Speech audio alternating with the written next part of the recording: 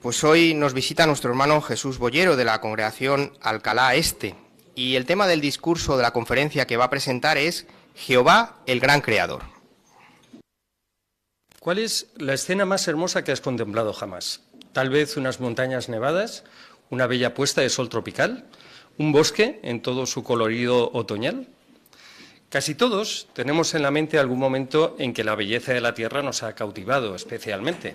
A todos nos gusta pasar nuestras vacaciones en lugares paradisíacos y plasmar estos momentos especiales en fotografía. Pero la próxima vez que estés viviendo un momento tan especial, considera una cosa. ¿Verdad que si todas las obras de arte de una galería fueran anónimas, allí parecería que faltaría algo?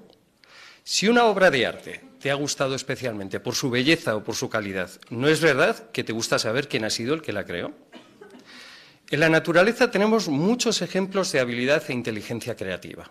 De hecho, es una fuente constante de inspiración para artistas humanos. Por ejemplo, un famoso escultor, Auguste Rodin, dijo: «El artista es el confidente de la naturaleza.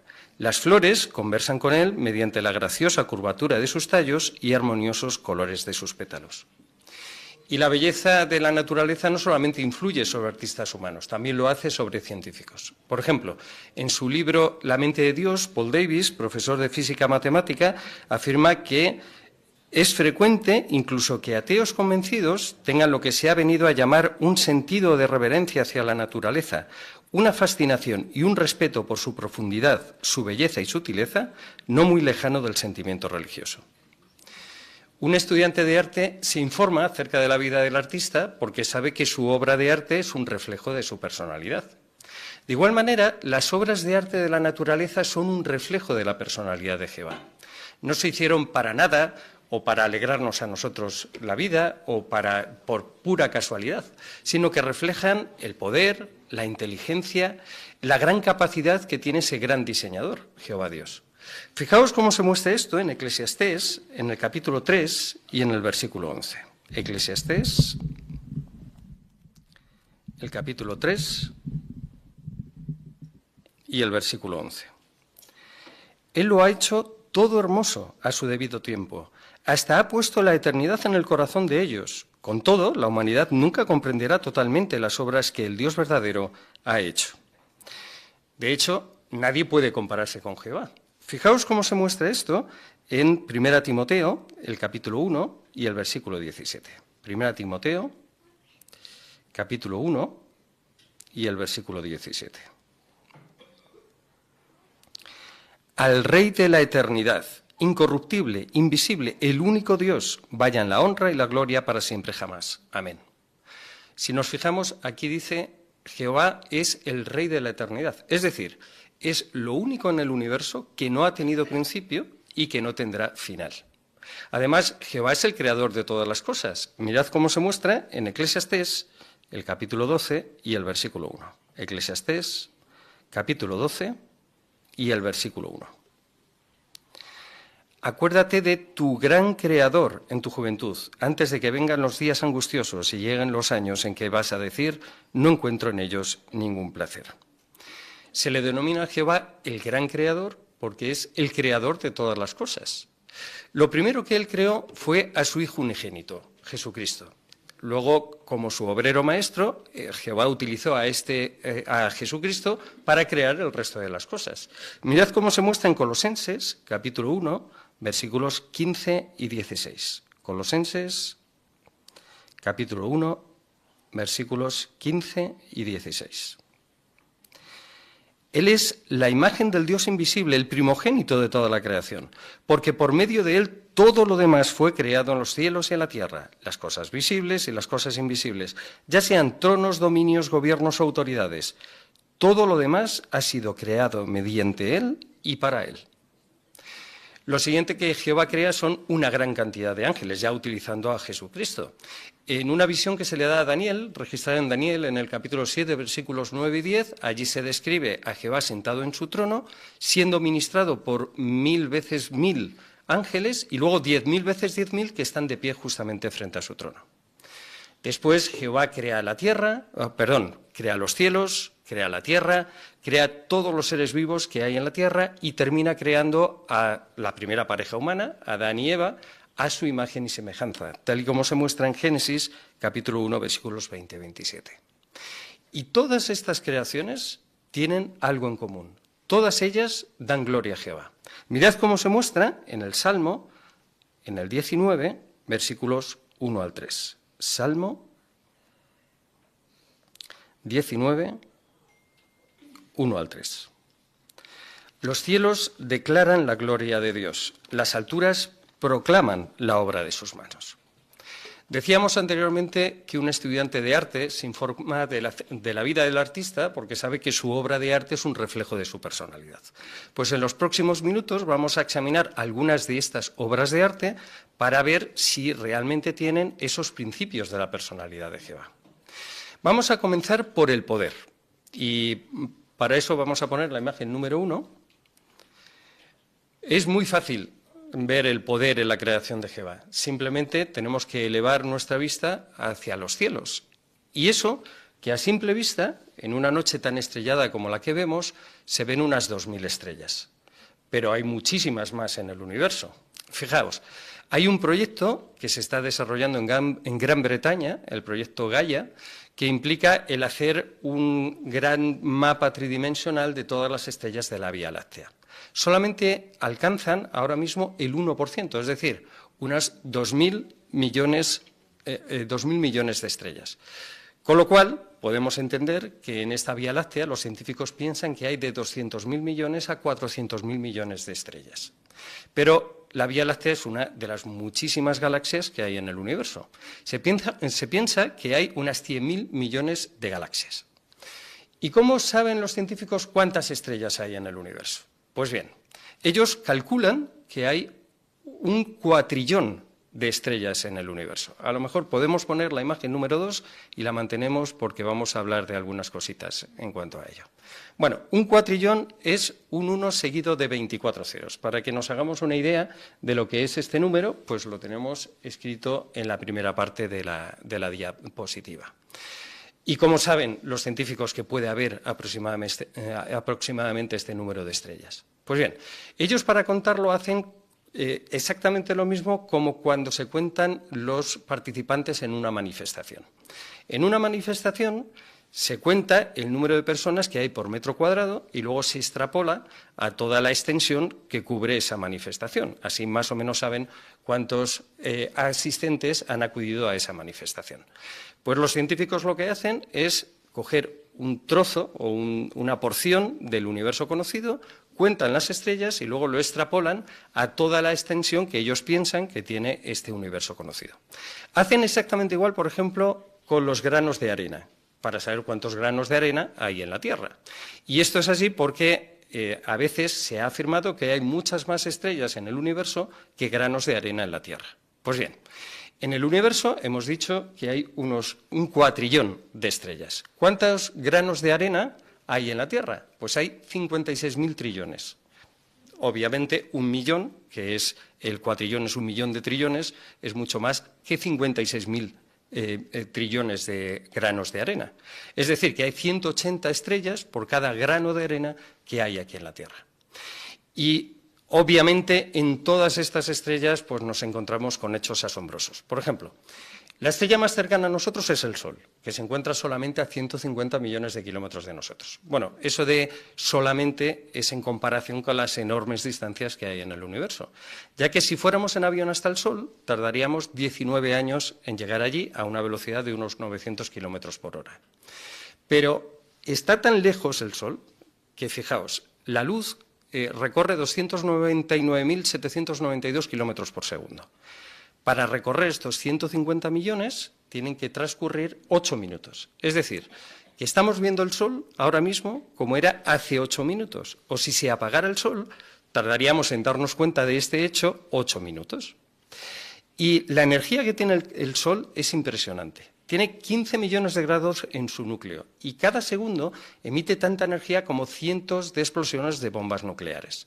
Si cogiéramos un trocito del Sol, del tamaño de la punta de un alfiler, y lo trajéramos a la Tierra, tendríamos que desplazarnos 143 kilómetros para que no nos hiciera daño.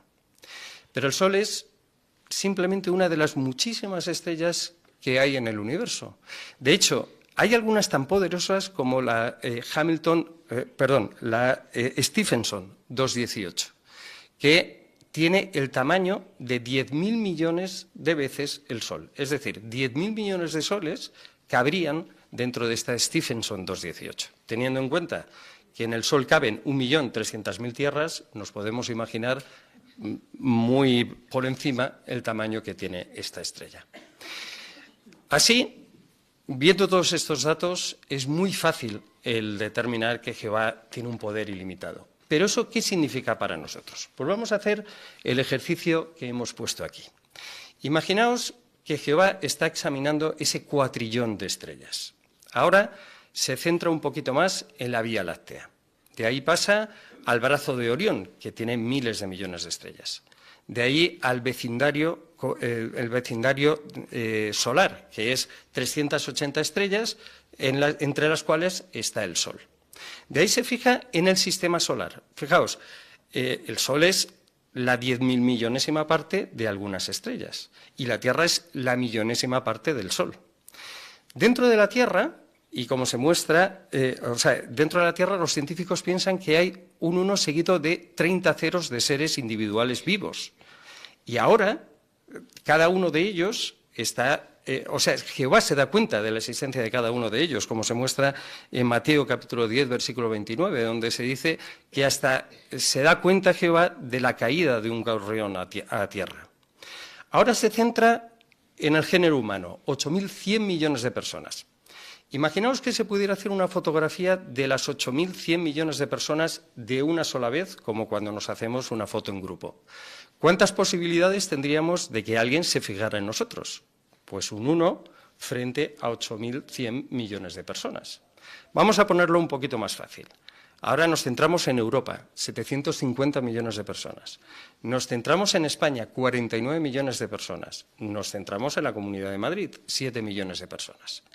Y ahora Jehová dice que se fija específicamente en ti o se fija específicamente en mí, pero a un nivel que no nos podemos imaginar. Fijaos, en el Salmo 139, 16 dice que las partes de un embrión están escritas en su libro. Hasta ese punto nos conoce Jehová. Y eso que nosotros somos como somos, frente a un 2 elevado a 3.350 ceros de posibilidades de no haber sido como nosotros somos, por la recombinación genética. Somos un milagro en nosotros mismos y Jehová dice que nos conoce a ese nivel. Pero no solamente nos conoce a ese nivel, conoce nuestros sueños, nuestras aspiraciones, nuestros temores, nuestros miedos. Y Él nos dice que sencillamente con que le amemos va a comportarse con nosotros a un nivel individual como un Padre amoroso que nos dará de la mano y nos llevará a través de la gran tribulación al paraíso que Jehová nos promete. ¿No es eso una prueba impresionante de amor, de sabiduría, de poder inimaginable? Vamos a ver el siguiente principio de la personalidad de Jehová, que es la sabiduría. Y para eso vamos a poner la imagen número 3. Imaginaos que vamos por un desierto completamente inhabitado, sin rastro de vida. Ahora nos encontramos con una casa perfectamente diseñada, con su sistema de calefacción, sistema eléctrico, aire acondicionado, cañerías. Vamos dentro de la casa, vamos al frigorífico, lo abrimos y está lleno de alimento, de bebida. Vamos al sótano y se encuentra lleno de combustible y otras cosas útiles. Ahora nos encontramos con la persona que cuida esta casa y le preguntamos quién ha sido el diseñador, porque realmente estamos impresionados de la manera en que está construida esta casa. Y esta persona nos dice, no, hombre, no, esta casa no tiene constructor, no tiene diseñador. Lo que pasa es que las diferentes partes de la casa se han ido desarrollando, se han ido ensamblando a lo largo del tiempo hasta constituir la casa tal y como la ves ahora mismo. ¿Pensaríamos que esta persona nos está diciendo la verdad? ¿No pensaríamos más bien que esta casa obligatoriamente tiene que tener un diseñador, como esta persona obligatoriamente ha perdido un tornillo?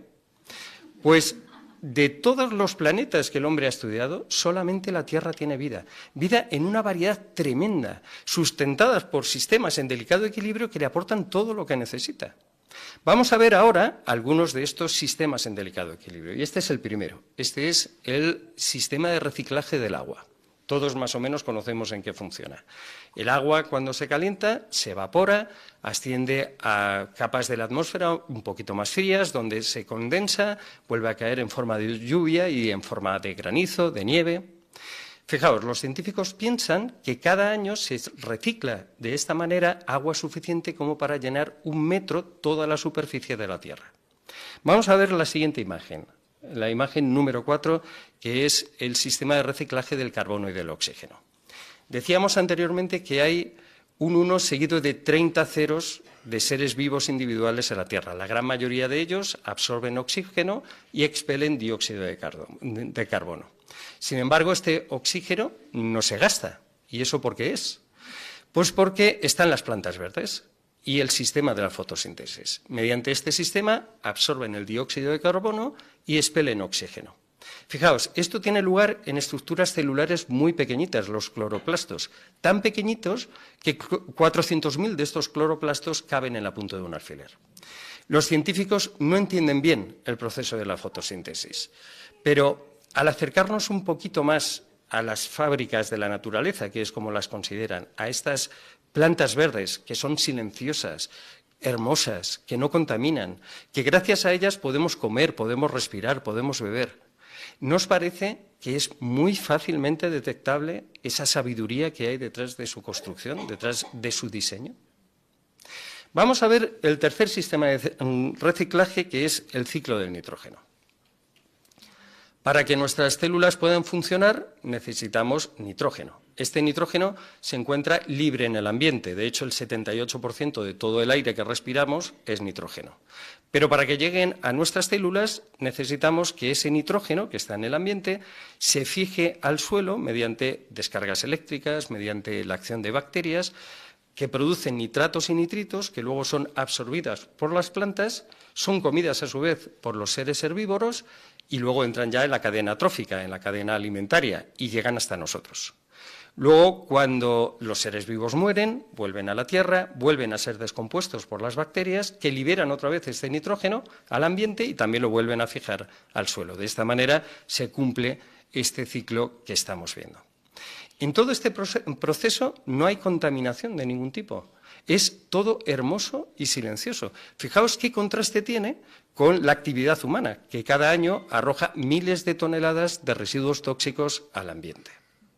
Los científicos quedan completamente impresionados por estos sistemas de reciclaje de la Tierra. De hecho, uno de ellos escribió: si el ecosistema terrestre hubiera evolucionado por pura casualidad, habría sido imposible que alcanzara una armonía medioambiental tan perfecta. ¿Opinas tú igual que esta persona? Vamos a ver otro principio de la creación de Jehová, y en este caso es cómo estamos nosotros creados. Este principio es el amor, y la manera en que estamos creados es una clara muestra de ese amor. Por ejemplo, el ojo. Gracias a los ojos recibimos el 80% de toda la información que hay en el ambiente que nos rodea. Gracias a los ojos podemos ver tridimensionalmente de una manera nítida, podemos percibir el movimiento, vemos en diferentes intensidades. Es una maravilla. La luz pasa a través de nuestras retinas, a través de nuestras pupilas, que debido a que se pueden contraer, se pueden dilatar desde 1 milímetro a 8,5 milímetros, multiplican esta luz hasta por 30 veces. Pero luego esta luz llega al cristalino, que se ve reflejado a la retina, donde están los conos y bastoncillos retinales, que junto con las neuronas retinales hacen que la luz se multiplique hasta por muchas veces más. De hecho, es por eso que no tenemos que mirar al sol, porque nos podemos hacer daño. Como decíamos, en las retinas hay conos y bastoncillos retinales. Los conos son aproximadamente unos 6 millones y gracias a ellos podemos ver en color, podemos ver nítidamente, y los bastoncillos son de 120 a 140 millones. Son hasta 1000 veces más sensibles a la luz y son tan sensibles que pueden, en condiciones ideales, llegar a detectar hasta un fotón de luz, es decir, hasta la partícula más básica de la luz. Luego de ahí funcionan conjuntamente con las neuronas retinales, que son las que transducen, es decir, las que transforman esa energía lumínica en impulsos nerviosos que luego llegan al cerebro y montan lo que es la imagen que estamos viendo.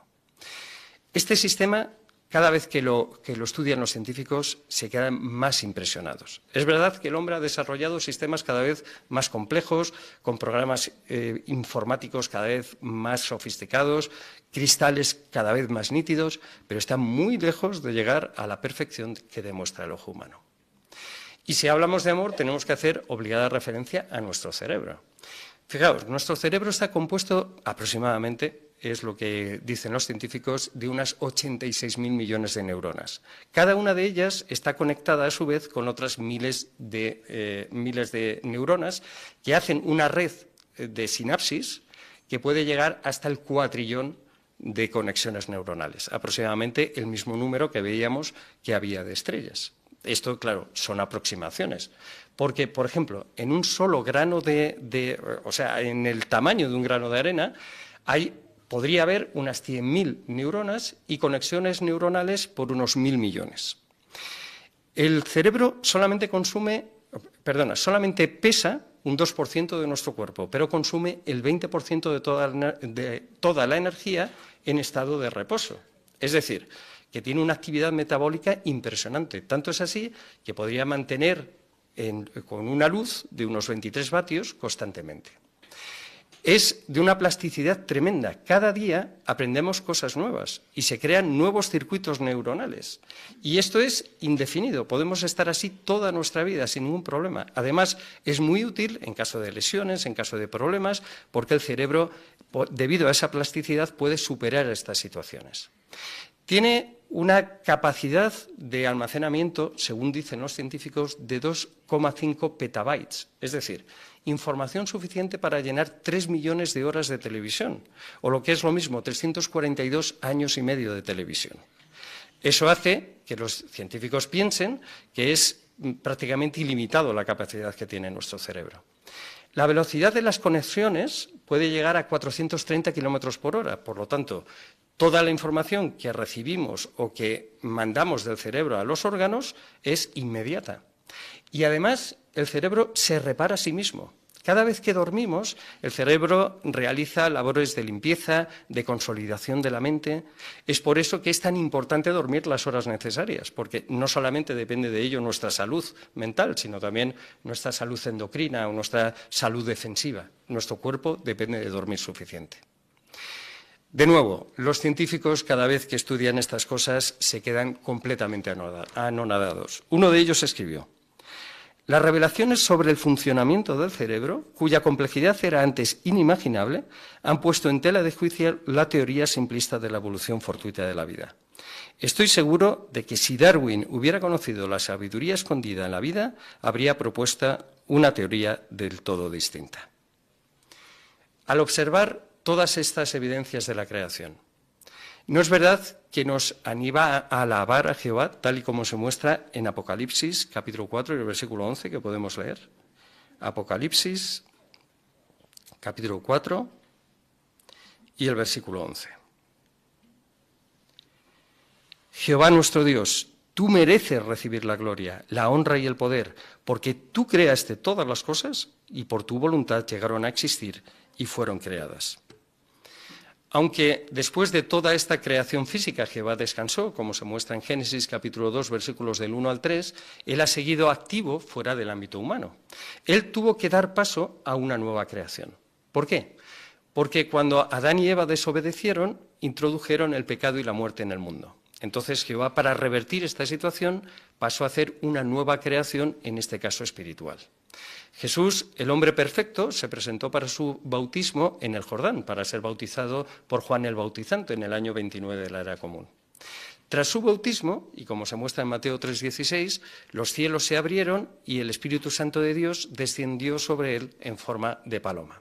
Así, Jesús llegó a ser una nueva creación, porque era la primera vez que se escogía directamente por Jehová y mediante su Espíritu Santo a una persona para hacer su voluntad. Posteriormente, y en virtud de su muerte en sacrificio, Jesús sirvió de mediador entre él y un grupo escogido de personas mediante Espíritu Santo, es decir, de nuevas creaciones en sí mismas. Las primeras de ellas fueron escogidas en el Pentecostés del año 33 de la Era Común. Los que estaban allí reunidos y recibieron este Espíritu Santo de Dios llegaron a ser parte de la nueva creación que se muestra en 2 Corintios, capítulo 5 y el versículo 17. 2 Corintios, capítulo 5 y el versículo 17. Por lo tanto, si alguien está en unión con Cristo, es una nueva creación. Las cosas viejas pasaron. Miren, ahora han llegado a existir cosas nuevas. El número de estos hijos de Dios engendrados por Espíritu Santo son 144.001 personas, como se muestra en Apocalipsis 14.1. Y podemos poner la imagen número 6. El siguiente paso que darán estas nuevas creaciones serán traer las bendiciones del reino de Dios también aquí a la tierra. A diferencia de los gobiernos corruptos y temporales que han plagado a la humanidad a lo largo de toda su historia, las bendiciones de este gobierno serán eternos. Así, bajo este nuevo gobierno, lo que la Biblia denomina una nueva tierra, se creará una nueva sociedad humana, lo que la Biblia denomina, unos nuevos cielos.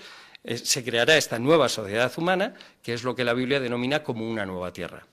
La base de esta nueva tierra será el amor, con lo que problemas como el racismo o el nacionalismo serán completamente eliminados. Se resucitará a miles de millones de personas que han muerto y todo mostrará las condiciones maravillosas que estamos viendo en esta imagen número 6, que seguro que serán muchísimo mejores y que se describen en Romanos, capítulo 8 y el versículo 21 que podemos leer. Romanos, capítulo 8 y el versículo 21.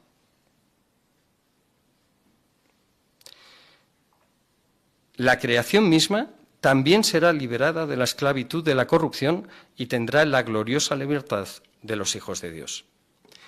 ¿No os parece que después de haber examinado todas estas cosas, la consecuencia lógica es que alabemos a Jehová? Y eso es lo que quiere, que tanto toda su creación como sus criaturas inteligentes alabemos a Jehová. Fijaos cómo se muestra en Hechos, en el capítulo 17, versículos 27 y 28. Hechos 17, 27 y 28. Lo hizo para que buscaran a Dios, aunque fuera a tientas, y de veras lo encontraran. Pues lo cierto es que Él no está muy lejos de cada uno de nosotros, porque por Él tenemos vida, nos movemos y existimos, como han dicho algunos de los poetas de ustedes, porque nosotros también somos hijos de Él. Actualmente Jehová tiene aquí en la tierra un grupo de personas escogidas por Espíritu Santo que hablan bien de Él. Llevan su nombre y sus propósitos a otras personas. A medida que hacen esto, una gran muchedumbre de personas que tenemos la esperanza de vivir para siempre aquí en la tierra, nos estamos uniendo a esta obra que habla bien de Jehová. Nos moverá el reconocimiento de Jehová como nuestro gran creador a unirnos a estas personas que están hablando bien de Jehová. El hacer esto, el saber qué es lo que Jehová pide de nosotros, el aprenderlo a través de su palabra, la Biblia, que es lo que Él desea, el aplicar en nuestra vida lo que estamos aprendiendo y llevárselo a otras personas es lo más importante que podemos hacer hoy en día. Si estamos haciendo estas cosas, podemos estar seguros que nuestras voces se unirán al coro de voces que alabarán el santo nombre de Jehová como su gran creador por toda la eternidad. Muchas gracias.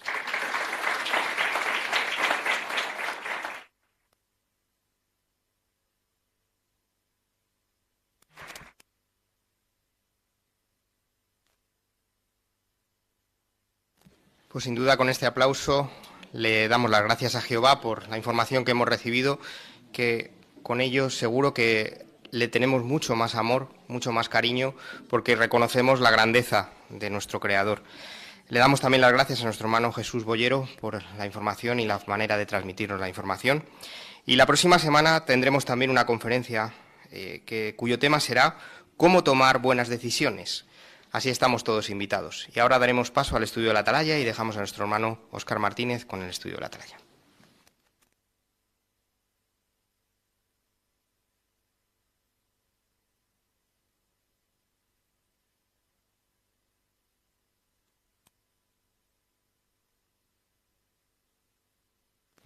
Bienvenidos a la segunda parte de nuestra reunión. Vamos a transicionar a la misma entonando una canción de alabanza a Jehová. Si podéis cambiar de posición, la entonamos juntos. Es la número 21 y el título de la misma es Busquemos primero el reino. Mateo 6:33, canción 21. Pues vamos a analizar juntos el artículo de estudio número 21. Y el título del mismo es Busquemos la ciudad que sí será permanente. Hebreos 13:14. Buscamos con empeño la ciudad que va a venir.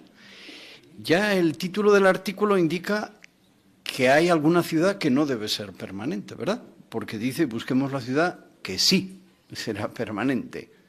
La que no lo sea hay que descartarla. El tema dice cómo nos ayuda ahora el capítulo 13 de Hebreos y cómo lo hará en el futuro. Vamos a analizar 4 cualidades que queremos cultivar ahora, previas a la gran tribulación, que son la confianza en Jehová, obediencia a los que llevan la delantera y mostrarnos amor fraternal y hospitalidad. Pues un artículo muy práctico, ¿verdad? Con ideas muy interesantes que con la ayuda de Jehová y vuestros comentarios podremos cubrir bien. Pues una cordial invitación para que todos comentemos, como somos muchos, si podemos ofrecer comentarios breves, idealmente todos decimos algo. A ver si lo logramos. Comenzamos. El hermano López es nuestro lector. Leemos el 1. Unos pocos días antes de morir, Jesús les dio una profecía a sus discípulos. Esta profecía se cumplió por primera vez en el siglo I, cuando Jerusalén y su templo fueron destruidos.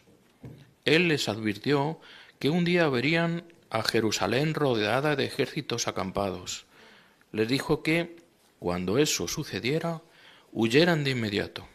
Y las palabras de Jesús se cumplieron cuando los ejércitos romanos rodearon Jerusalén.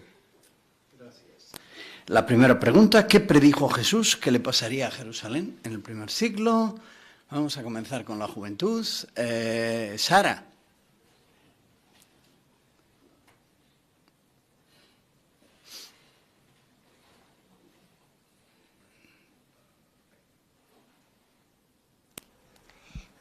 Jerusalén y su templo fueron destruidos. Muy bien, estupendo. Chloe, ya que estás ahí, venga.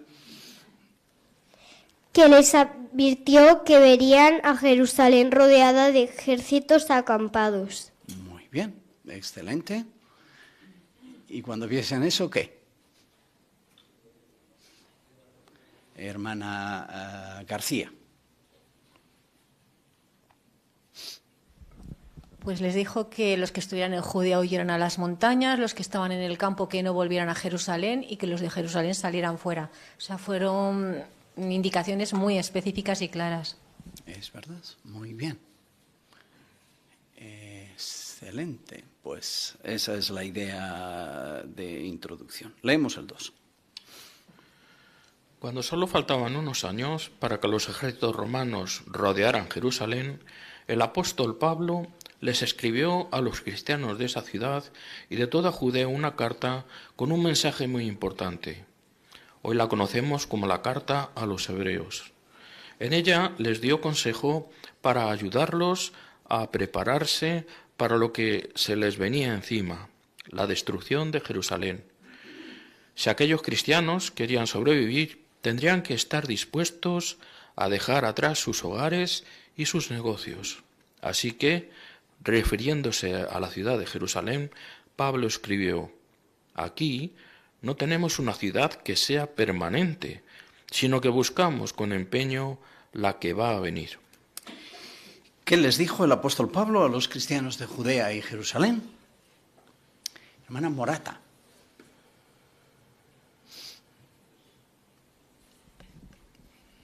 Porque si querían sobrevivir tendrían que estar dispuestos a dejar atrás sus hogares y sus negocios. Es verdad, muy bien. ¿Qué más cosas dijo Pedro a los hebreos? Hermana Rodríguez, Julita.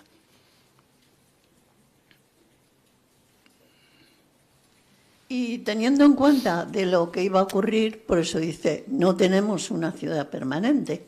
Que claro, eso para los judíos era como que no. Pero entonces dice, pero sí podemos tener una que ha de venir. Es verdad, muy bien. Hermana Sagrario.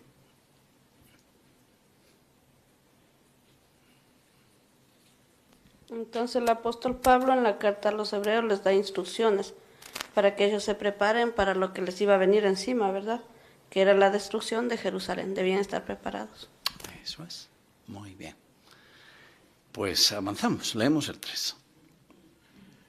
Es probable que la gente se burlara de los cristianos que decidieron huir de la ciudad de Jerusalén y la región de Judea, pero esa decisión les salvó la vida. Hoy en día también nos ridiculizan porque no ponemos nuestra confianza en el dinero ni en las soluciones que ofrecen ningún ser humano. ¿Por qué no lo hacemos? Porque sabemos que este sistema es temporal y estamos buscando la ciudad que tiene fundamentos verdaderos, la que va a venir. Esa ciudad es el reino de Dios. En este artículo analizaremos algunos de los consejos que Pablo dio en su carta a los cristianos hebreos. En cada caso, veremos cómo esos consejos los ayudaron a seguir buscando la ciudad que va a venir, cómo los prepararon para la destrucción de Jerusalén y qué lecciones podemos sacar de ellos para nuestros días. Gracias. Una pregunta doble en el 3. ¿Cuál es la ciudad que va a venir y por qué la buscamos? Vamos a ver. Hermana González, Puri. Pues es la que estamos esperando todos, es la ciudad, es el reino de Dios que se establezca aquí en la tierra. Aunque no la vemos físicamente, pero sabemos que va a venir. Es verdad, muy bien. Hermano Kondrayev. Sí, la nota explica que en los tiempos bíblicos había ciudades que eran gobernadas por un rey, por lo que se podían considerar un reino. Esta ciudad que esperamos está gobernada por Jesucristo, así que es el reino de Dios el que va a venir. Muy bien. Hermana Heidelberg.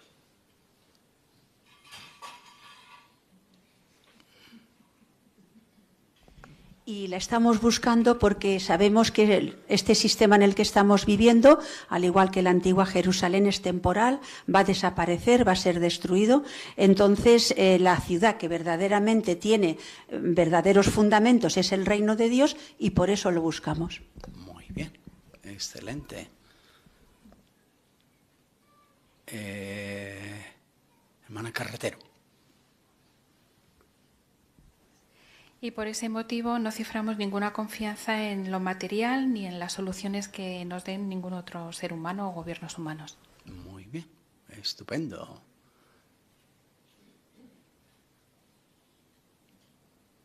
Pues parece que habéis extraído todo lo que había en el párrafo. Así hemos visto en este subtítulo que cuál es la ciudad que sí será permanente, en contraste con otras temporales. Hermana González, Pamela. El reino de Dios. Muy bien. Por tanto, ¿en qué campos eso debería afectarnos? Hemos visto en este párrafo. Vamos a desarrollar la idea después, dado que estamos en un hotel, no en nuestra casa de toda la vida. ¿Qué enfoque muestra el párrafo que daremos a nuestra vida, a nuestras posesiones? Hermano Carretero. Sí, pues que en quién pondremos nuestra confianza, si en este mundo en el que vivimos, que hemos visto que es temporal, o en esta ciudad que tiene fundamentos para siempre. Muy bien. Pues vamos a analizar la primera de las 4 cualidades que nos ayudarán ahora a estar en una buena condición espiritual y, claro, cuando venga la gran tribulación. La primera de ellas, profunda confianza en Jehová. Confiemos en que Jehová jamás nos abandonará. Leemos con José Luis el 4. Jerusalén era importante para los cristianos. ¿Por qué? Porque la primera congregación fue fundada allí en el año 33. Además, el cuerpo gobernante estaba en esa ciudad. Por otro lado, muchos cristianos tenían allí sus hogares y una gran cantidad de posesiones materiales. Sin embargo, Jesús les dijo a sus seguidores que tendrían que huir de Jerusalén y hasta de Judea. ¿Por qué era Jerusalén importante para los cristianos? Hermana Lozán. Pues tenían un apego emotivo por dos razones. La primera, porque era el centro neurálgico desde un punto de vista espiritual, porque había sido la primera congregación y allí estaba el cuerpo gobernante, y por otro lado, porque allí estaban sus familias, sus hogares y sus negocios. Es verdad, muy bien. Hermano Zafra. Sí, y pese a la importancia que tenía todo eso para los cristianos del primer siglo, Jesús ya les advirtió a sus seguidores que tendrían que irse de Jerusalén y de Judea, así que eso podría ser algo impactante para ellos. Yo lo creo, muy bien. Por eso uno pudiera pensar que Jerusalén, de acuerdo con nuestro tema, era ¿qué? ¿Qué tipo de ciudad era Jerusalén? Visto lo visto. Hermana Castillo. La ciudad permanente, el epicentro de su reino. Exacto, ¿verdad? Ahí quedémonos, que esto no va a fallar en absoluto. Y podríamos dar muchos más argumentos de la historia del pueblo de Dios, el papel de esa ciudad con David, los reyes y muchas cosas más. Leemos el 5. Pablo quería que los cristianos estuvieran preparados para huir de Jerusalén. Por eso los ayudó a ver la ciudad tal como la veía Jehová.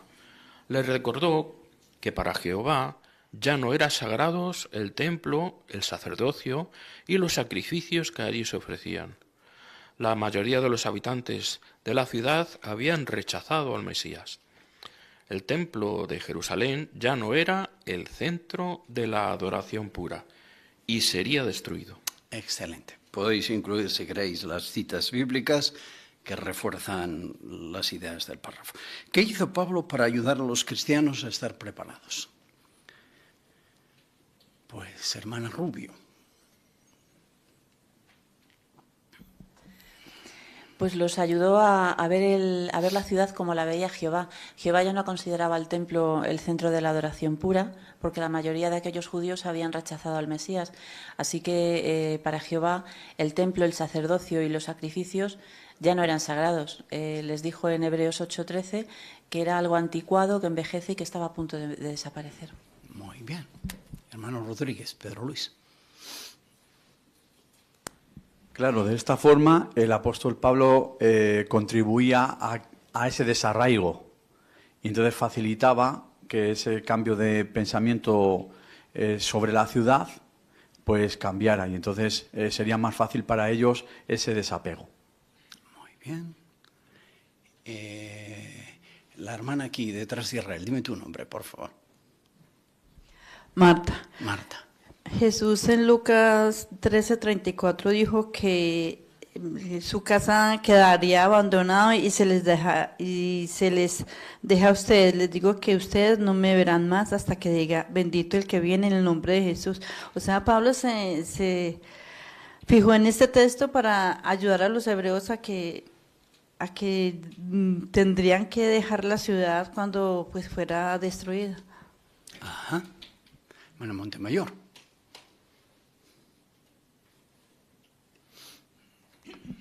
Y si recordamos que los cristianos eran minoría y Jerusalén era importante, todos estos argumentos ayudaban a dignificar el cristianismo, porque probablemente muchos cristianos se sentían un poco como agobiados por la presión fortísima de todo el sistema de adoración en Jerusalén. Así Pablo ahora mostraba, no, Jehová lo ve de manera distinta y Jerusalén ya no es. Ahora lo que cuenta sois vosotros. Muy bien, excelente. Pues, ¿veía otro hermano yo? No. Pues ha quedado claro, ¿verdad? Que Pablo les pudo ayudar a ver el cambio de ciudad, por decirlo de alguna forma. Leemos el 6. Cuando Pablo les escribió a los hebreos, Jerusalén era una ciudad próspera. Un escritor romano de esa época, llamado Plinio, dijo que Jerusalén era la más famosa ciudad de Oriente. Historia Natural, libro quinto, traducción de Jerónimo de Huerta. Cada año viajaban allá judíos de muchos lugares para celebrar las fiestas religiosas, y eso generaba muchos ingresos para la ciudad.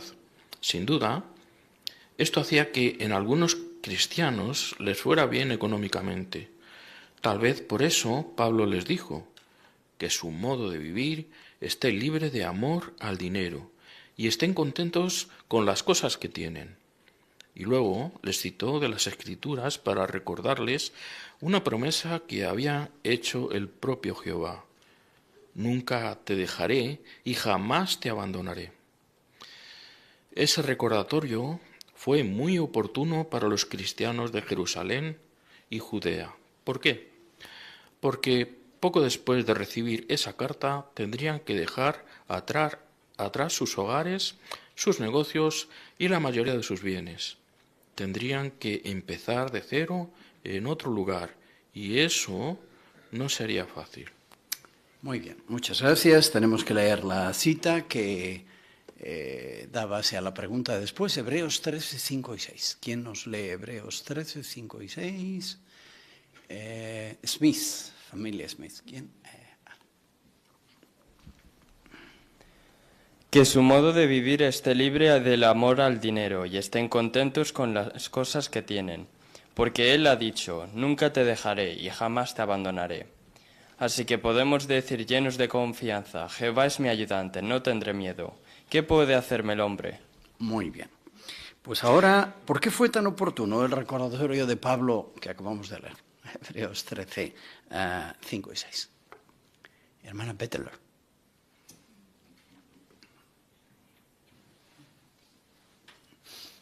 Porque en la situación en que estaban los cristianos en Jerusalén en esa época, estaban viviendo en una ciudad próspera. Incluso Plinio dijo que era la más famosa ciudad del Oriente. Y un centro religioso que mucha gente venían para celebrar las fiestas, lo cual generaba ingresos para muchos. Y entonces, en vista de que tal vez de un día a otro iban a tener que dejar atrás todo eso, era muy oportuno que Pablo le recordara que Jehová nunca les dejaría y que era su ayudante. Así sería más fácil dejar todo atrás y ir a otro sitio. Gracias. Hermana San Nicolás, en la segunda sala.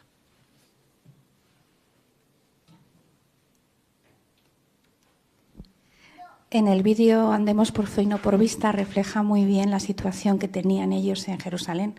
Eran prósperos, tenían su negocio, casas acomodadas, tenían sus sirvientes.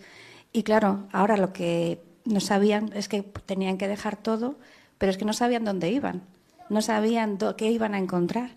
Y también la incomodidad que podía tener hacer algo tan drástico, con lo cual reflejaba precisamente por qué el recordatorio de Pablo era tan importante, porque si ya ponían en ese momento en práctica esas palabras de no amar lo que tenían, les iba a ayudar en el cambio que tenían que hacer. Muy bien, excelente. Hermana Alonso.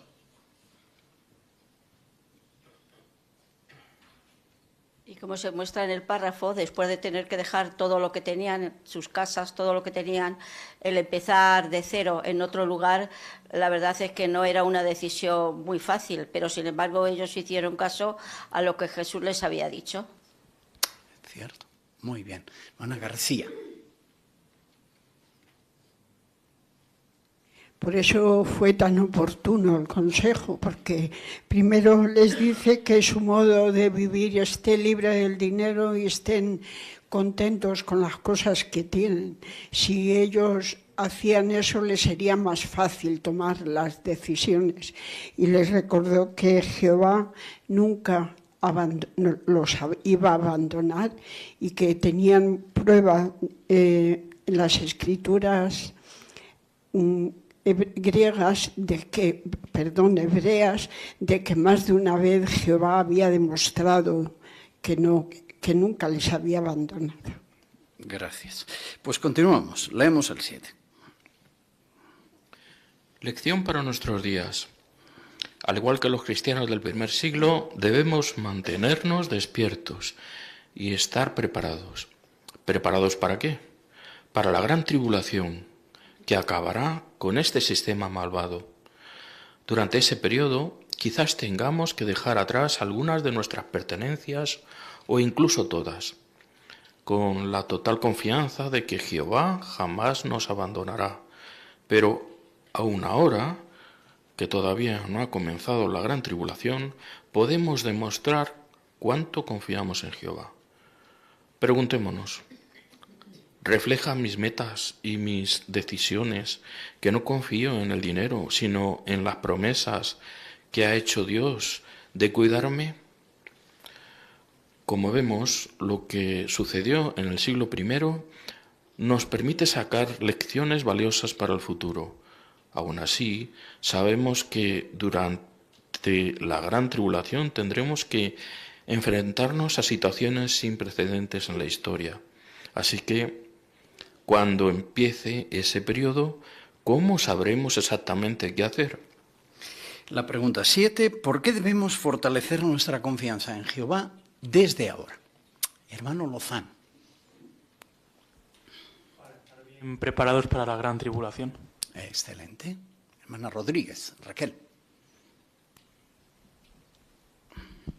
Porque como dice la profecía, de Lucas 21, vendrá de repente. Entonces ahora es momento de que nos fortalezcamos y que nos hagamos un análisis y nos preguntemos si nuestras metas y decisiones realmente demuestran que confiamos en Jehová. Muy bien. May.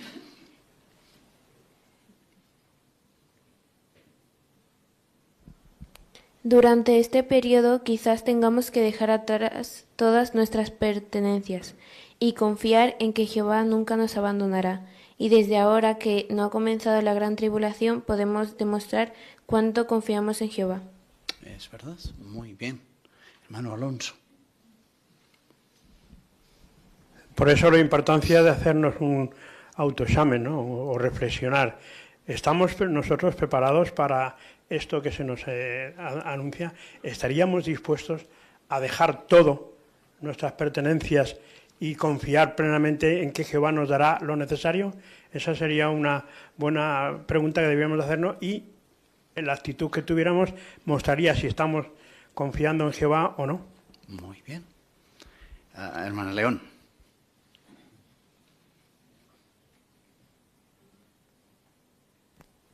Y no es que esté mal ahorrar y ser previsores. Lo malo es acumular y confiar por completo en las riquezas, que como dice 1 Timoteo 6:17, son inseguras. Más bien hay que confiar en Dios. Y algo que me gusta de este versículo es que dice que nos suministra abundantemente todo lo que disfrutamos. Lo dice en presente, no dice nos suministrará, ya lo está haciendo. Así que tenemos razones de sobra para confiar en Él. Muy bien, excelente. Hermano Rodríguez. A mí me ha llamado la atención el último párrafo de este párrafo. Perdón. Nos ha hablado muy bien, hasta ahora, de la gran tribulación, que nos fijemos en el siglo I, en los cristianos, pero ahora dice que quizá nos encontremos en situaciones sin precedentes en la historia. Es decir, que habrá situaciones que ni siquiera se ha imaginado ni el cuerpo gobernante ni nosotros. Y eso demuestra la cantidad de seguridad y de apoyo y también de preparación que tenemos que tener ahora. Eso es lo que me impresionó. Situaciones sin precedentes en la historia. Eso nos va a venir a nosotros seguramente. Muy bien. Pues cerramos el subtítulo. Se ha recalcado en este subtítulo qué cualidad imprescindible para que la estemos desarrollando ya y preparados cuando venga la gran tribulación. Hermana Espinosa. Pues ahora es importante desarrollar esa confianza entera y plena en que Jehová nos va a dar lo necesario. Muy bien. Si la tenemos, pues estaremos dispuestos a hacer lo que sea. Y el subtítulo nos introducía en cómo sabremos qué hay que hacer en esa época de la gran tribulación. Pues la segunda cualidad, la obediencia. Seamos obedientes a quienes nos dirigen. Párrafo 8. Pocos años después de que Pablo les escribiera su carta a los hebreos, los ejércitos romanos rodearon la ciudad de Jerusalén. Entonces los cristianos supieron que era el momento de huir. Jerusalén sería destruida. Pero, ¿a dónde iban a huir? Jesús solo había dicho: los que estén en Judea, que huyan a las montañas. Ahora bien, había muchas montañas en la región, así que ¿a cuál de todas tenían que huir?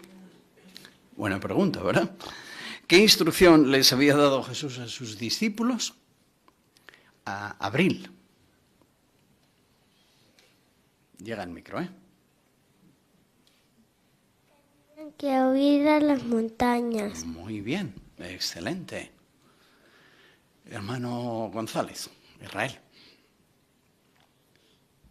Sí, y hacía falta mucha obediencia para cumplir con esta instrucción, porque Pablo escribe su carta a los hebreos en el año 61. 5 años después, en el año 66, un ejército de 30.000 soldados romanos rodean Jerusalén. ¿Y cómo se iban a ir a las montañas? De manera inesperada, sin aparente razón, se fueron, se retiraron cuando estaban a punto de conquistar la ciudad. En ese momento en el que se han ido los soldados, que parece que había paz, ¿era un momento de huir a las montañas? Pues la mayoría de los cristianos pensaron que sí y fueron obedientes. ¿Pero a qué montaña? Eso era otra cosa ya. Claro, había muchas, ¿eh? Y a cada uno le podía gustar una, como vamos a ver en los párrafos que siguen. Pues vamos a ahondar en esa idea, a ver a qué montaña nos vamos. El 9. Los cristianos tenían ante ellos muchos lugares a los que huir. Por ejemplo, las montañas de Samaria, las montañas de Galilea, el monte Hermón y la montaña del Líbano, y las montañas que rodeaban al otro lado del río Jordán. Vea el mapa. Algunas de las ciudades ubicadas en esas zonas montañosas eran aparentemente muy seguras. Una de ellas era Gamala, una ciudad de difícil acceso que quedaba en el lado de una montaña muy escarpada. Algunos judíos pensaban que era un sitio ideal para refugiarse. Pero los romanos atacaron y destruyeron Gamala, y muchos de sus habitantes murieron. Pues hay opciones, ¿eh? A ver, ¿a cuál nos apuntamos? ¿Por qué es posible que los cristianos se preguntaran a dónde huir y después analizamos el mapa? O lo ponemos, si queréis, el mapa y podéis comentar.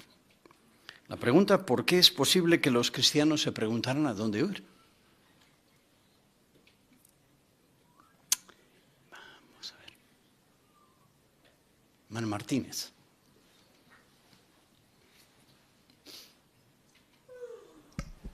Pues por la cantidad de montañas que tenían a su alrededor, algunas de ellas pues tenían hasta ciudades que parecían un poco inexpugnables, ¿no?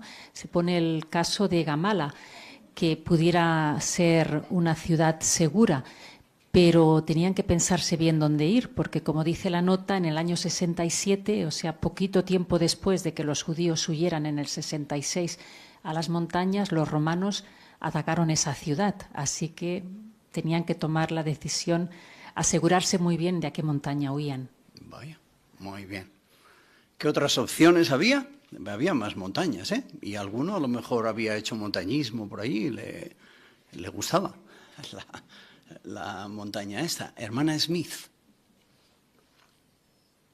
Pues había muchas montañas, o por ejemplo la de Samaria y también la de Galilea y el monte Hermón, y las montañas del Líbano, y las montañas que quedaban al otro lado del río de Jordán. Vaya, pues una variedad tremenda. Algunas ideas que aparecen aquí en la foto, debajo, al pie, que son interesantes, para ayudarnos a razonar de si a uno le hubiese gustado otras zonas. Un experto en montañas, Manu Morata.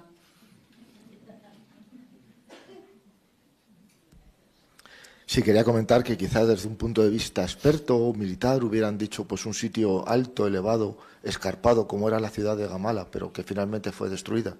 Y como esta atalaya nos está preparando para un futuro, se nos ha dicho muchas veces que tendremos que tomar decisiones guiados por Jehová, que a los ojos de los gobiernos parezcan irrazonables, pero deberemos de obedecerlas porque nuestra vida estará envuelta en ella. Muy bien, excelente.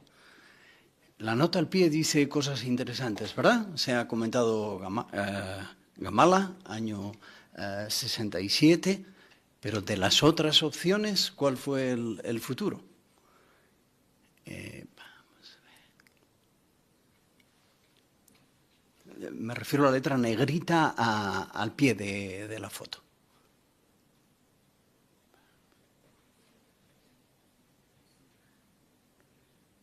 Pues, hermana Iglesias. Sí, en el mapa se muestran muchas montañas y las zonas que fueron atacadas por los romanos.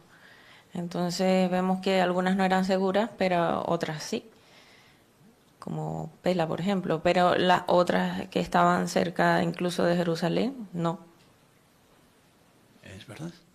En la cronología, ¿qué pasó con algunas de esas zonas que pudieran haberse pensado que eran ideales? Hermana Juárez.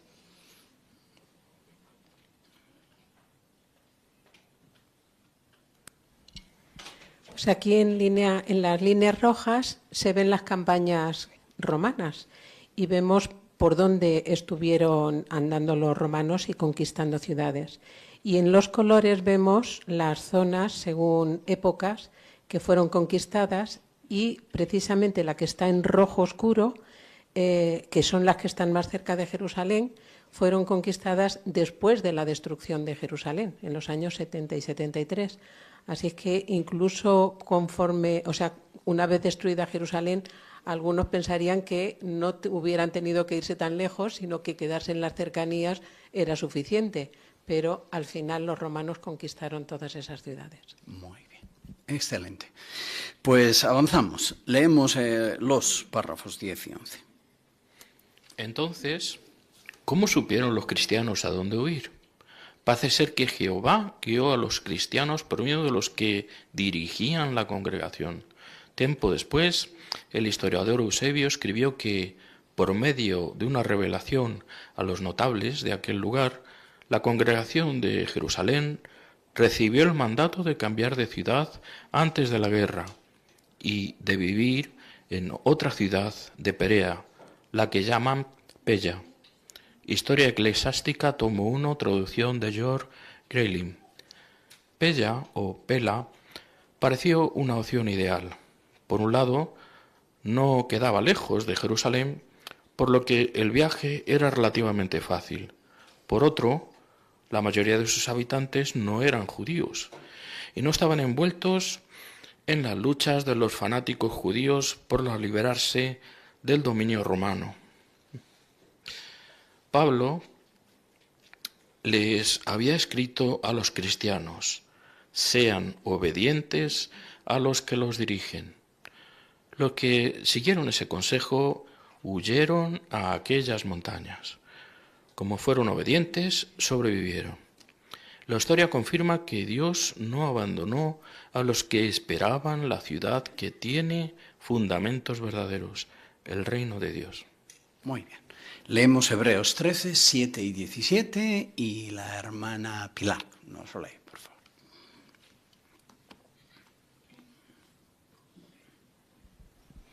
Acuérdense de los que los dirigen, quienes les han hablado acerca de la palabra de Dios, y, fijándose en los resultados de su conducta, imiten su fe.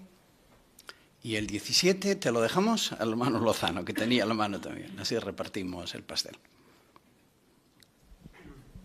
Sean obedientes y sumisos a los que los dirigen, porque ellos están cuidando de ustedes y van a rendir cuentas por eso. Así, ellos los harán felices, no con suspiros, porque esto los perjudicará a ustedes. Excelente. Podéis incluir estas ideas en los comentarios. ¿De qué manera es posible que Jehová guiara a su pueblo? Primer siglo. Ahora estamos en Jerusalén y ¿a qué montaña voy? A unos nos gusta una, a otros nos gusta otra. ¿Y por dónde viene la solución? Vamos, hermano carretero. Sí, pues sin duda se percibió la guía de Jehová por medio de los hombres valiosos de su congregación. De hecho, el propio historiador Eusebio dice que por medio de una revelación de los notables, como les describe, de aquel lugar, la congregación recibió el mandato de cambiar de la guerra a vivir en otra ciudad, como fue Pela. Y es curioso porque en el mapa se ve como el camino entre Jerusalén y Pela está prácticamente libre de camino por donde habían pisado los romanos, ¿no? O sea que se notaba claramente cómo Jehová guió a la congregación en este caso. Además estaban libres de revueltas de judíos, de los famosos celotes, aquellos que luchaban contra los romanos y demás, lo cual hubiera alertado a las huestes romanas también para perseguir a los cristianos. Muy bien. Vamos a ver. Hebreos 13, 7 y 17, ¿cómo encaja aquí en esta idea? Ahora se anuncia en la congregación a Pela, pero a mí me gustaba más Gamala. Hebreos 13, 7 y 17. Vamos a ver. Mano Castillo. Sí, los hermanos que dirigían a la congregación seguramente fueron a Pela, y entonces Hebreos 13, 7 dice: fíjense en la conducta de ellos y imiten su fe, o lo que es lo mismo, imiten también sus acciones, su modo de actuar. Así, si les imitaban, pues irían con ellos a esa ciudad.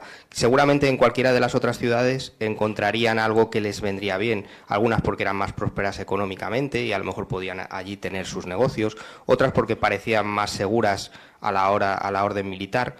Pero estos hermanos tomaron esa decisión, una decisión equilibrada. Como viene una información, esa ciudad era neutral para los judíos, no era una ciudad dominada por judíos, y quizá tomaron eso en cuenta, y de hecho por ello los romanos la pasaron por alto. Así, si imitaban a esos hermanos, pues tendrían éxito. Muy bien.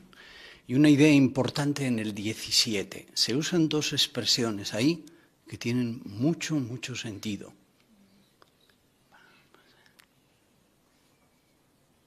Hermano León.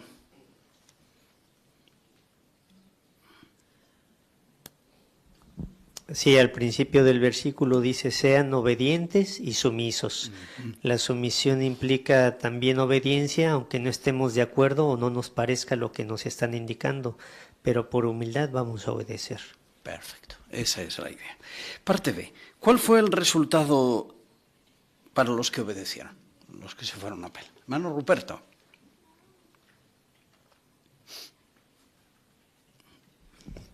Los que siguieron ese consejo huyeron a aquellas montañas. Como fueron obedientes, sobrevivieron. La historia cogino que Dios no los abandonó. Excelente. ¿Qué muestra la imagen? Vamos a ver, ¿qué muestra? ¿Quién nos describe un poco la imagen? Vamos a ver. ¿Dónde va ese grupo? ¿De dónde sale? ¿Qué cosas llevan encima? Todo eso son detalles interesantes, ¿verdad? Vamos bien de tiempo, yo espero a que alguien se anime.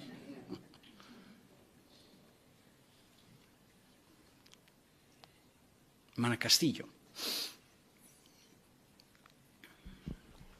Pues ahí vemos en primera línea seguramente a los hermanos que llevaban la delantera, guiando al grupo. Y los hermanos que les siguen pues llevan prácticamente lo opuesto. Ellos, sus familias, vemos a un bebé, así que no debió de ser nada fácil para ellos, pero la obediencia estaba envuelta y luego pues la consecuencia fue que sobrevivieron. Excelente. Leemos 12 y 13.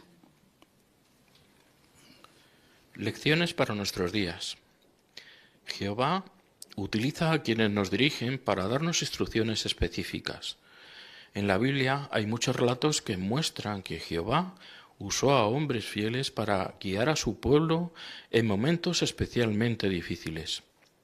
Y hoy en día vemos claramente que Jehová sigue usando a quienes nos dirigen para guiarnos. Por ejemplo, justo cuando empezó la pandemia del COVID-19, los que dirigen la obra nos dieron las instrucciones que necesitábamos. Los ancianos recibieron pautas para que se encargaran de que los hermanos estuvieran bien atendidos espiritualmente. Pocos meses después celebramos una asamblea regional que fue histórica, pues se transmitió por internet, televisión y radio a más de 500 idiomas. Durante toda la pandemia estuvimos bien alimentados espiritualmente y gracias a eso permanecimos unidos. Pese a lo que pase en el futuro, podemos estar seguros de que Jehová seguirá ayudándonos a quienes nos dirigen para que tomen decisiones sabias. Ahora bien, además de confiar en Jehová y obedecer sus mandatos, ¿qué más tenemos que hacer para estar preparados y saber cómo actuar durante la gran tribulación? Gracias, José Luis. Pregunta a estos dos párrafos: ¿cómo ha guiado Jehová a su pueblo en momentos especialmente difíciles? Podemos repartir el pastel, pasado y presente. Hermano Jabato.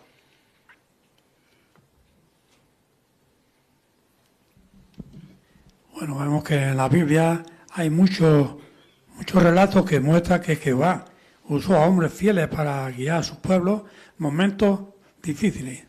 Es verdad, muy bien. Así ocurrió en el pasado. Hermana María.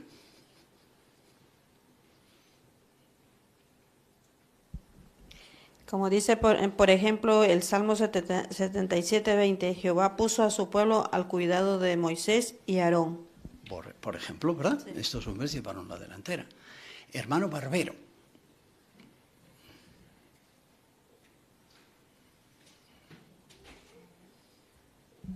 Y ya más recientemente, en nuestros días, todos hemos recibido esta guía de Jehová, lo tenemos muy reciente, durante la pandemia, como los ancianos recibieron instrucciones para que las congregaciones estuvieran bien atendidas durante todo este tiempo. Tuvimos las reuniones a través de Zoom para seguir estimulándonos unos a otros. Incluso se celebró una asamblea regional histórica porque se retransmitió tanto en Internet como televisión y radio en más de 500 idiomas. Es verdad, muy bien. Hermano García. Así que lecciones más importantes. Obedecer justo a tiempo es lo que nos ha salvado la vida a lo largo de la historia del pueblo de Jehová. Lo hizo con los cristianos que huyeron de Judea y de Jerusalén.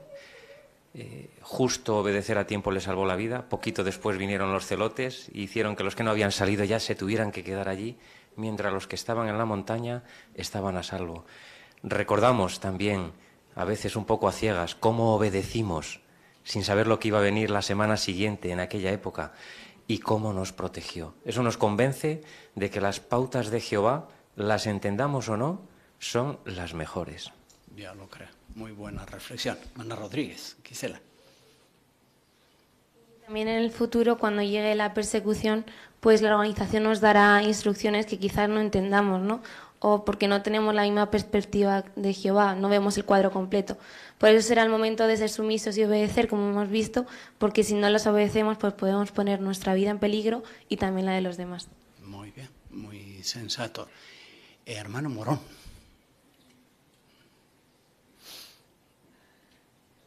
Y tanto en el subtema anterior como en este estamos viendo que esto que estamos aprendiendo lo estamos haciendo para prepararnos. Hemos visto que al principio también teníamos que preparar nuestra mente para esperar la ciudad del reino y rechazar las cosas espirituales, y ahora en este caso también nos preparamos a la hora de obediencia. En este caso no solo preparamos nuestra mente, sino que lo podemos estar haciendo ahora y no hay mejor preparación que cumplirlo, y entonces es el momento de obedecer para cuando lleguen las decisiones importantes pues lo hagamos de una manera automática.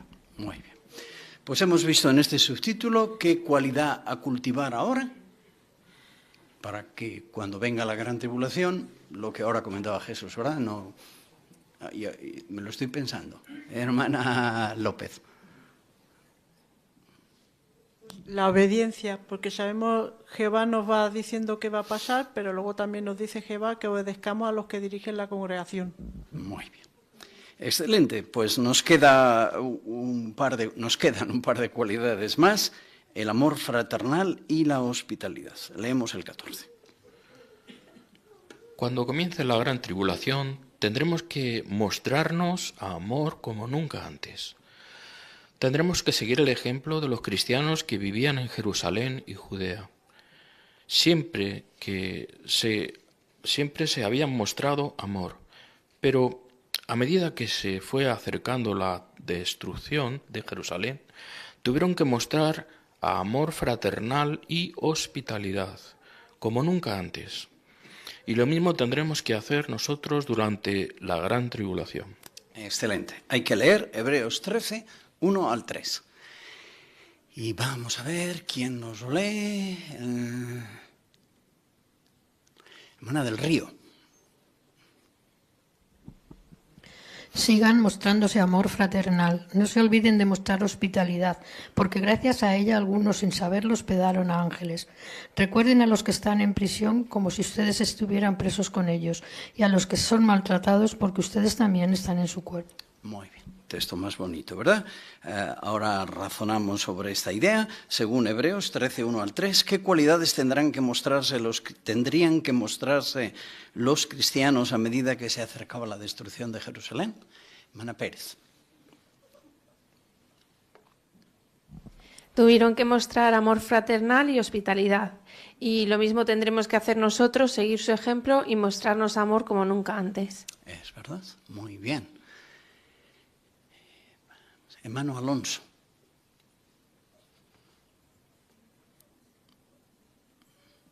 La nota dice que el amor fraternal realmente se usaba para mostrar el amor entre la familia, pero en este caso se nos menciona que incluso debemos de usarlo dentro de la congregación. Muy bien, ¿eh? Transmite con más fuerza el concepto. Sí, por favor, Alejandro. ¿Y cómo podemos mostrar ese amor? Pues lo vemos en el versículo 2, con hospitalidad y también con empatía, como dice el versículo 3. Así que vemos claramente que Jehová quiere que el amor entre nosotros sea tan fuerte como el de una familia. Exacto, muy bien, ¿eh? Muy bonita esa idea. Hermana Cardona. El párrafo menciona una idea muy importante, y es que a medida que se fue acercando la destrucción de Jerusalén, tuvieron que mostrar amor fraternal y hospitalidad como nunca antes. Entonces, esto es parte de nuestra preparación también, porque no sabemos si vamos a tener que ayudar a los hermanos con lo poquito que tengamos, y sobre todo eso, mostrarnos amor. Entonces, es parte de nuestra preparación. Muy bien. Excelente. Pues como comentaba Isara, amor tipo familia, tipo padres, hijos, ¿verdad? Un amor cálido. 15, por favor. Cuando los ejércitos romanos rodearon Jerusalén y de repente se retiraron, los cristianos aprovecharon para huir, pero solo pudieron llevarse con ellos unas pocas pertenencias. Al viajar hacia las montañas y al instalarse en su nuevo hogar, tuvieron que depender unos de otros. De seguro, hubo muchos casos de necesidad urgente que les dieron a los cristianos la oportunidad de demostrarse auténtico amor fraternal y hospitalidad al ayudarse y compartir lo que tenían. ¿Por qué tuvieron que mostrarse amor fraternal y hospitalidad los cristianos hebreos? Hermana Morata.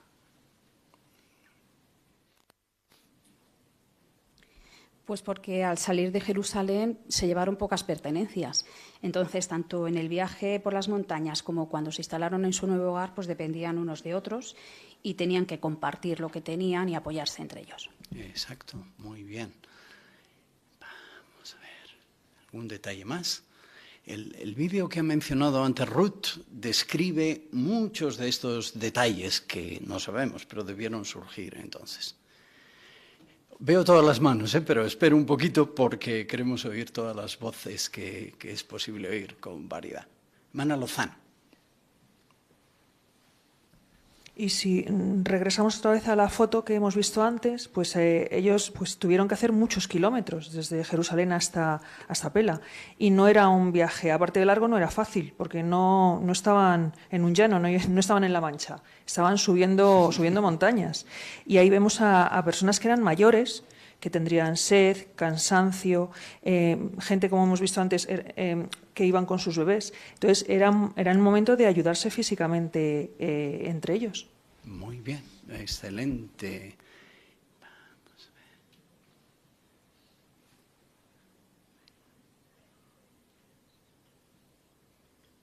Hermana Petler.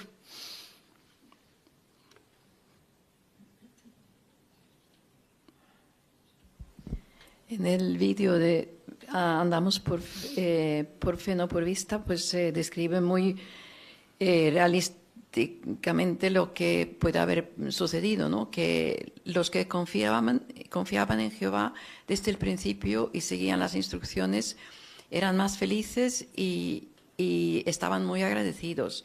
En cambio, había otros que se fijaban en lo poco que habían podido traer, que poca comida se repartía en pela, y lo único que hicieron ellos era amargarse a sí mismos, pero lo que estaban pensando en lo que había preparado Jehová para ellos, que les había salvado la vida, ellos eran más felices y seguían adelante en su servicio a Jehová. Gracias. Hermano Montemayor.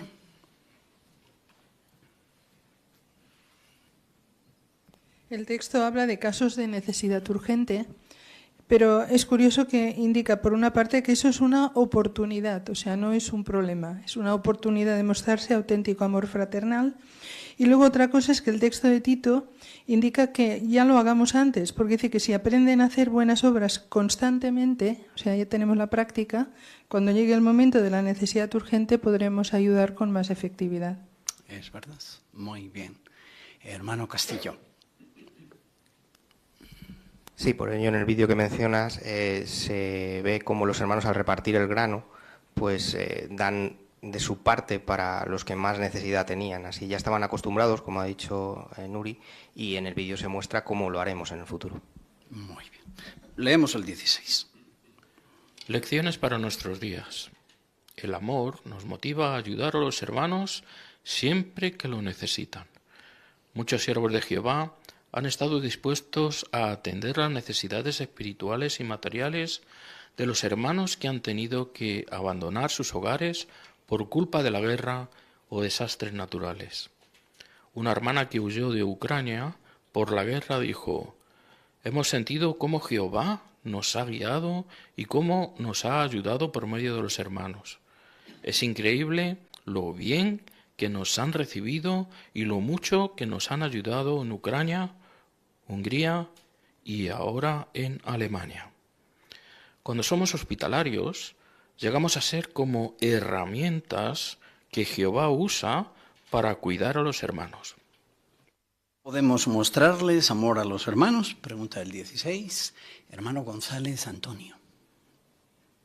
Vemos que muchos de nuestros hermanos, siervos de Jehová, han estado dispuestos a las necesidades espirituales y materiales de otros hermanos que han tenido que salir de lugares como Ucrania y otros lugares que han estado con gran necesidad. Es verdad, muy bien. Un ejemplo muy bonito que se cita aquí, hermano Montemayor.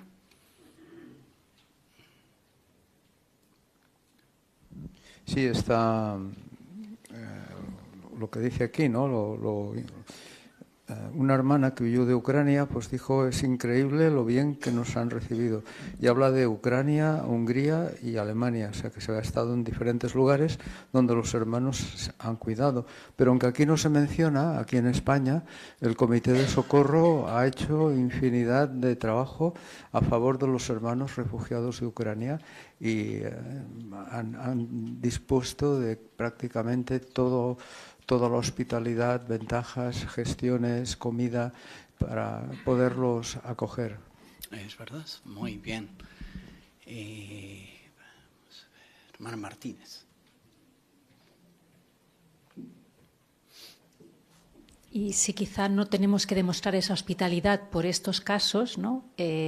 Pero tenemos un privilegio aquí en nuestra congregación, que estamos al lado del salón de asambleas, vienen hermanos de idiomas con pocos recursos y se lee a veces que ofrezcamos nuestras casas pues para hospedar a hermanos durante la asamblea regional o de circuito, hermanos igual rusos que vienen de toda España, ucranianos, rumanos de otros idiomas, ¿no? Y qué bonito, hermanos cuán hospitalarios son, que tienen muy a menudo a hermanos en sus hogares para que no tengan que tener esos gastos extra de ir a un hotel. Muy bien. Buena aplicación, excelente. Fotografía. ¿Qué transmite esa fotografía, hermano Espinosa? Pues la verdad que sentimientos preciosos, ¿no?, de amor fraternal ante una necesidad urgente de la familia que llega.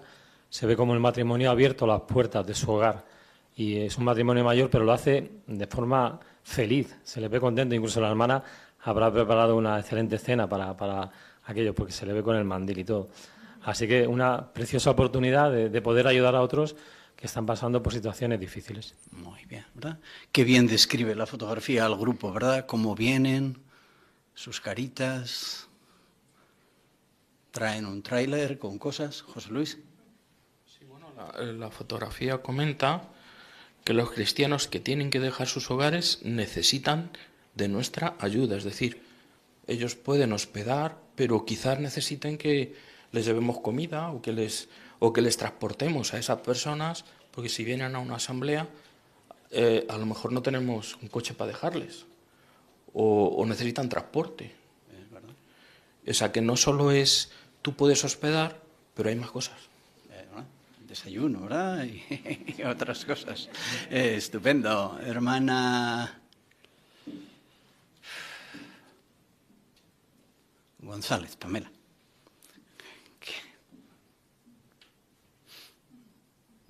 Sí, la verdad es que pasan por experiencias traumáticas los hermanos que tienen que escapar de su hogar, de su país, de su congregación, de su ambiente, ¿no? E ir a un país extranjero, idioma, cultura, costumbres, alimentación, pero bueno, tienen que hacerlo, ¿no? Y el que recibe, el que si es capaz de pensar en esas cosas, pues le va a hacer la vida más fácil, con amor. Muy bien, eso resume bien.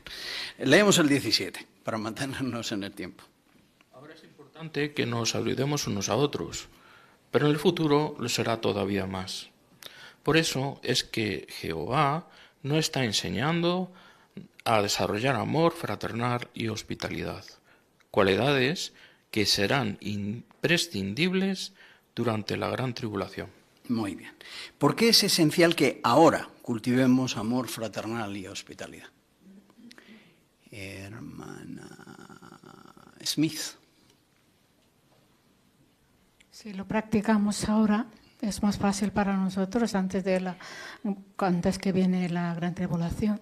Así que ese amor fraternal hacia hermanos, da igual donde vean o donde vienen o qué tipo de cultura, siempre tenemos que tener los manos abiertos.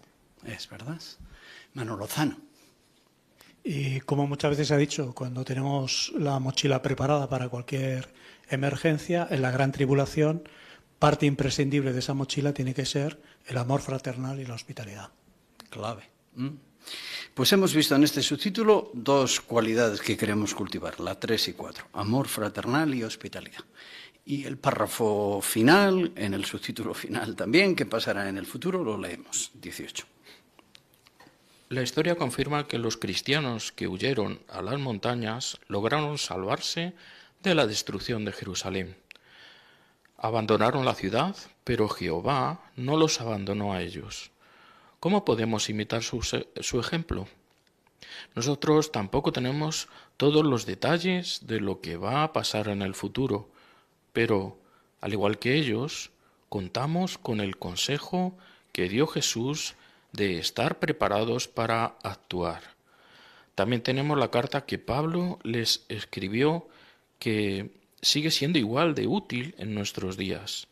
Además, está la promesa que el propio Jehová hizo de que nunca nos dejará ni abandonará. Así que sigamos buscando con empeño la ciudad que sí será permanente, el reino de Dios. Si lo hacemos, disfrutaremos de maravillosas bendiciones por toda la eternidad. Muy bien, muchas gracias, José Luis, por tu lectura. Excelente. ¿Cómo podemos imitar el ejemplo de los cristianos hebreos? Mano Herrera.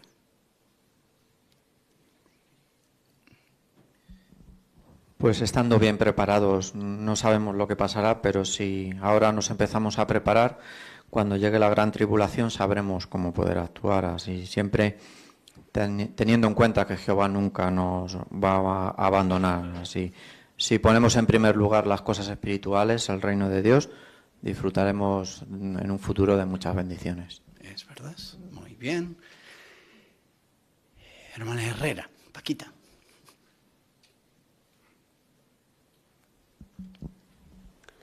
Así que busquemos con empeño la ciudad, que sí será permanente, que es el reino de Dios. Y si lo hacemos, disfrutaremos de las maravillosas bendiciones que Jehová traerá por toda la eternidad. Muy bien.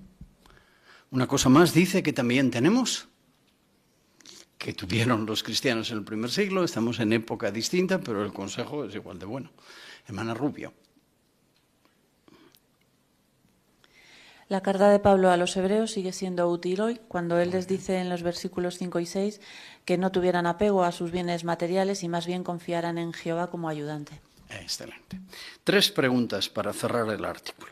¿Por qué tenemos que fortalecer ahora nuestra confianza en Jehová? Vamos a ver, hermano Lozano. Porque solo Él puede protegernos y guiarnos. Es verdad, muy bien. ¿Qué contraste se establecía en este subtítulo? ¿Confianza en Jehová o qué otras cosas pudieran aparecer? Hermano Castillo. Sí, lo que nos ofrece este mundo, pues quizá las cosas materiales, la confianza en poderes como pueden ser gobiernos, etcétera.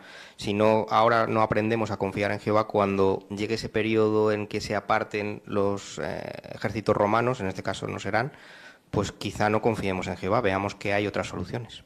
Eso es. 2. ¿Por qué será tan importante la obediencia durante la gran tribulación? Vamos a ver. Diana.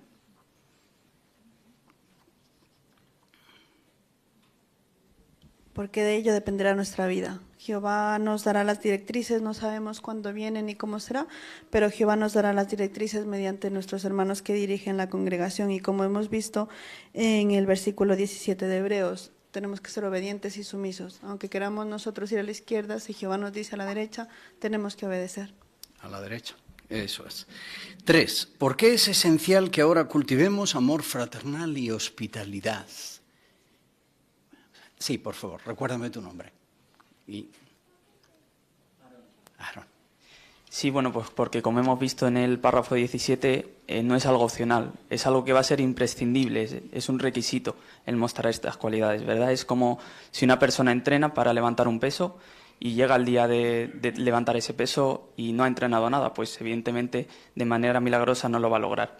Pues nosotros tenemos que entrenar nuestros músculos del amor fraternal y hospitalidad para que llegado el momento podamos mostrar estas cualidades. Muy bien, buen ejemplo, ¿verdad? Queremos manifestarlo ahora. Pues la reflexión final es que lo que Pablo dijo a los hebreos fue muy bueno para los hebreos y sigue siendo tan bueno o mejor para nosotros. Está en la Biblia, así que es el sentir de Jehová al respecto.